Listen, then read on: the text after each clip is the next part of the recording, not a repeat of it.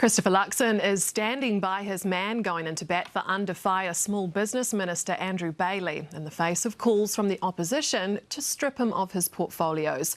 Senior political correspondent Jenna Lynch joins us now. And Jenna, is Luxon likely to change his mind? Yeah, just to recap for our viewers this story. So late on Friday afternoon, it was revealed that a worker from a business that Bailey had visited as Small Business Minister laid a complaint that Bailey had sworn at him, called him a loser repeatedly and taunted him by making an L sign on his forehead with his finger and thumb at that business visit. Now, Andrew Bailey has apologised for the behaviour, but in the series of events, the first apology was only made to the business that the worker worked at through an email that was sent that was basically a thank you email for hosting him.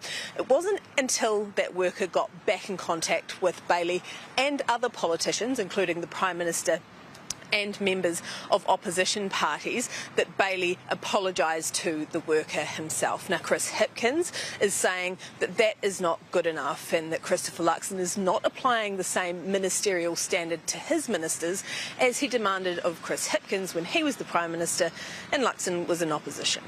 I mean, I think clearly Andrew Bailey well and truly overstepped the mark here, and as a result I think there should be some sanction for him, and removal from some of his portfolios would be an appropriate sanction, if not removal altogether.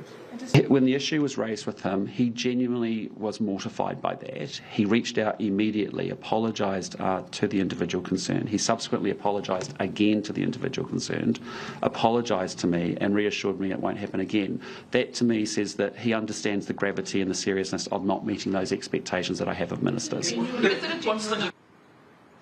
Now, the government will have been hoping that because this story broke late on a Friday afternoon that perhaps it will have died or run its course over the weekend. But there is a complication in that Andrew Bailey doesn't agree with the workers' version of events, but he still hasn't offered up his own version of events of what went down that day at the business. So still plenty more questions for Andrew Bailey to answer before this saga comes to an end.